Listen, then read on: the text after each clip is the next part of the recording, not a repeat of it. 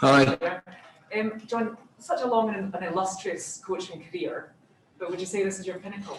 Absolutely. I mean, I'm so excited.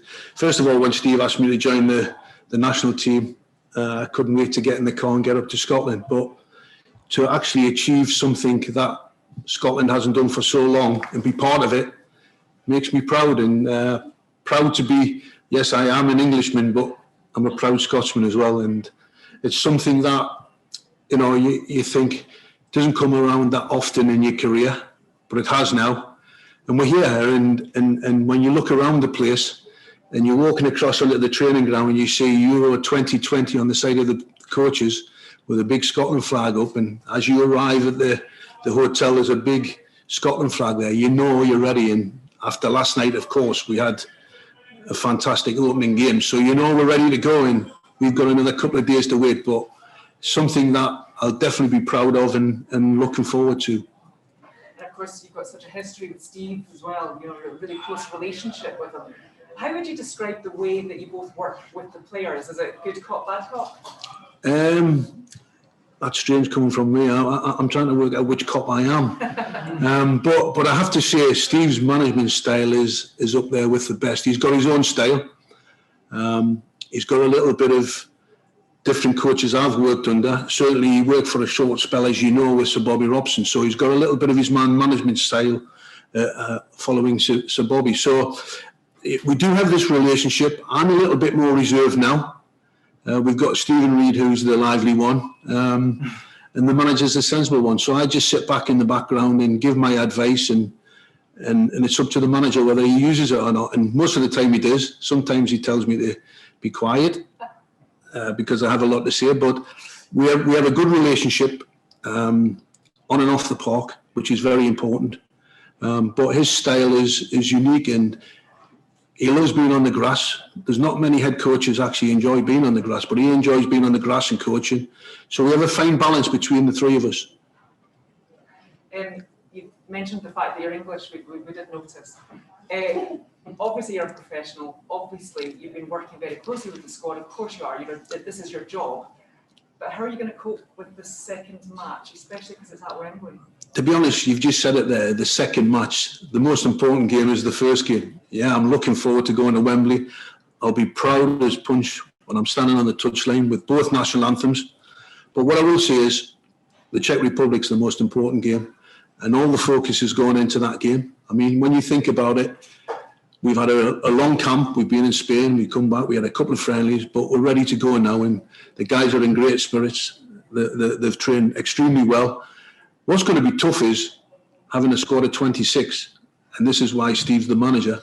He has to pick 11 players from the 26, and that's going to be difficult, very, very difficult. You know, and I know already we've had some sleepless nights, so it's going to be difficult picking the 11. But we're in good shape and ready to go. So, do you know yet what your 11 are going to be? Well, we've had a few. I'm definitely not going to tell you, but we've had a few discussions. What I will say is the manager has actually said to the group, people will get opportunities. And you don't know whether it's because of injury or because he wants to rotate, but people will get opportunities. And that's the good thing about this group of players. Since I arrived in September, from September to now, I think it's 5 camps. And the quality in the group has got better and better, and the standards got higher and higher. I mean, we're going into this tournament, and I'm expecting us to get out of the group. I think the guys are confident enough to do that. And if we can achieve something that has never been achieved by a Scotland men's national team, then that's what we're looking for, to get out of the group. John, do you believe that Scotland are better now than a year ago, and therefore do you believe the delay in holding this tournament has worked to Scotland's benefit? Yeah, I think it's helped us. I think it has helped us. You know, you just got to look at the 3 young guys who've come in with Billy, Nathan and David Turnbull. They've come into the squad and they've added quality to the squad. You know, when they got named in the group, everybody thought, oh, we're just bringing 3 young lads in for experience. But let me tell you, these guys have come into the squad and they've put pressure on some of the senior guys and some of the other guys who are in and around it and been around it for a long time. So that period of time has certainly helped us for sure. Do you believe that the Czechs are beatable? Do you believe that England are beatable? Do you believe the Croatians are beatable? Listen, if you know me, I think I can beat anybody. I think we can beat anybody, but that's never the case. You have to be sensible. You have to. The one thing I will say is we're going into the game against the Czech Republic. We've already played them quite recently. It was a difficult game. There was nothing in the game, if I'm being honest, but we came out on top, and hopefully that'll repeat itself. Where are the goals in the Scotland team, do you feel, and what do you think is the best formation up front for this particular opponent? Well, again, I'm not going to give formations away because that would be wrong of me, but we have got goals in the team. And again, I talk about the quality has got better over the months with the additions of bringing Shea Adams in. Ryan Fraser's now fully fit.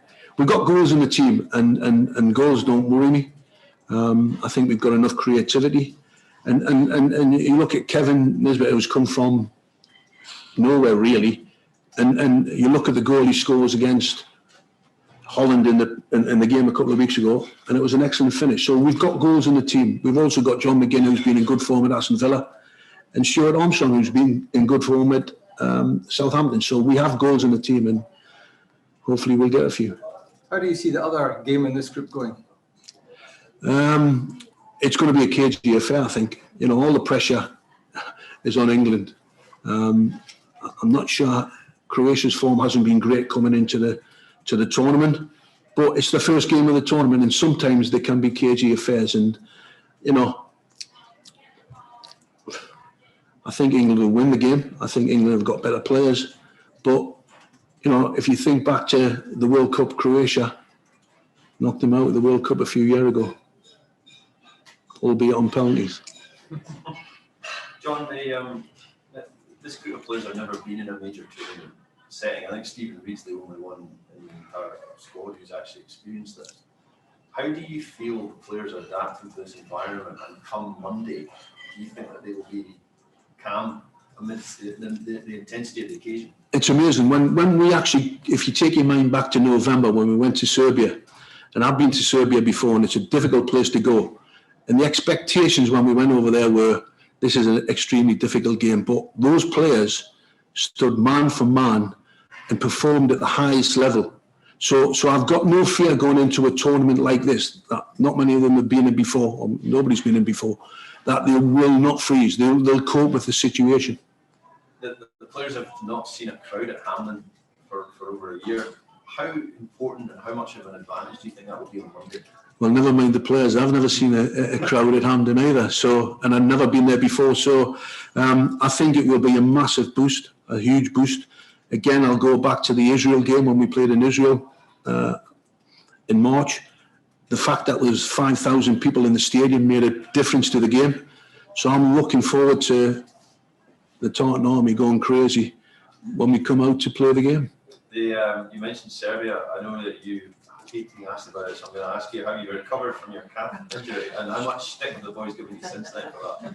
I've only just recovered. It took me a long time to recover because it wasn't just my calf, it was my ankle and my foot. I didn't realise at the time because I was in so much pain with the calf. But it was worth it. It was worth it, the celebrations. I will assure you, I won't be celebrating like that again because it took me 12 weeks to recover from it. But I have had some banter with the guys about it, friends and in the squad. But I'm over it now and fully fit and ready to go. Talking of fitness, is everyone been pretty sharp this week? I know John Fleck's obviously only come back into the squad after his isolation. Is everyone getting up to speed? Everybody's up to speed. I mean, John's done some extra work, which is great because everybody's at different stages. Because obviously some guys finished 2 weeks before the English guys did. So we've had different programs for different players. So we're in fine form and ready. You know, like I say, the 26 guys are ready to go. I don't know if you saw the game last night. Turkey looked off the pace last night. They looked unfit. Is it difficult when some players have finished their season at the end of April? Possibly. To balance out? Yeah, because Turkey season did finish late. I do know that. And what a great game it was. I've got to be honest, we sat in as a staff and watched it, and the way the Italians pressed. It's very difficult when you come up against a side who press the way they do, and when they lose possession, win it back as quickly as they do. So it was difficult for Turkey to get out, and it might have looked as if they were a little bit sluggish, but if you notice in the second half, they actually came out a little bit up and they left themselves open, which the Italians exploited. So it might have been a bit of Italy playing well and making them look sluggish. Last question in the room, please. I noticed that Kieran didn't take a full part in training yesterday. Was that precautionary just to rest him up? He's on a different programme. You know, there's a few players in the group on different programmes, and he's one of them. And you know, everybody's different. There's a couple of guys who didn't train this morning just to do their own little bits and pieces. So, no, everybody's fine. And just going back to Serbia, that was very much a glass ceiling moment getting to a finals. Do you feel this group are now ready to take another jump forward? But what we don't want to do is we don't want to just arrive at the tournament and say, all right, we're happy to be here. We want to take the next step, because if we have a good tournament, that will put us in good stead for the next part of the World Cup. So this group of players want to compete, want to be competitive, and want to progress. And I know the managers talked about every time we play an international match and they gain experience, we will get better, we will get stronger, and that's what I'm seeing. Thank you. Thanks to the journalists in the room. We'll now take our first question virtually from Roddy Forsyth. John, what have you added to your coaching knowledge at this level by being involved with Scotland for a year?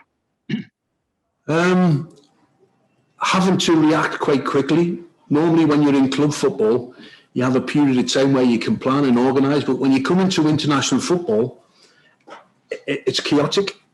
We've never had so many team meetings about preparation for games, watching videos in a short space of time. You look at, in the previous camps, it's around about 10 days where we've had 2 and 3 games. So you get little time to train. It's more about preparation, and that's the difference I've found with international football to club football. But it's a great experience because sometimes you just have to react, and you don't have time to react. You have to think outside the box, and that's something that you learn as you go along. Certainly Stephen will learn that, being a young coach and getting that experience at international football as well as being a coach at Nottingham Forest. What do you look for in a group that tells you they can be successful, and have you seen it in this group? Well, one of the main things for me is camaraderie, togetherness. We know that these guys have got ability. They've got to believe in their ability. And I keep telling them how good they are, because I've seen and I've worked at the top level of English Premier League football with top players. And these guys have got to start believing that they're good enough to go to the next level. And I'm seeing it every time I go on the training ground. But the biggest thing for me is the togetherness. Everybody wants to be part of it. Everybody wants to be here. Nobody wants to miss out. And the guys, unfortunately, who missed out, they'll be devastated. But they're still supportive. I know they've been in touch with some of the guys because they wanted to be part of it. And they have played a part, some of the guys who aren't here. And we must not forget them. Thanks, Roddy. Next question can we have from Christian Kunz? From Germany. Hello from Germany. How important is the first tournament for years in Scotland? It's extremely important. You know, we haven't qualified for so long. And like I say, we want to give it a good go. That's why this first game is important. I wish it was tomorrow, because I'm ready to go now. But it's not. We've got to wait another couple of days. But it's very, very important. It's not just important. I think it's important because of what's gone on over the last 12, 14, 16 months with COVID. And it's give everybody a boost in Scotland. I've got an awful lot of friends who are from Scotland, and they've been locked up in their houses and their rooms. And now it gives them a chance to celebrate with the nation. And hopefully we can do that.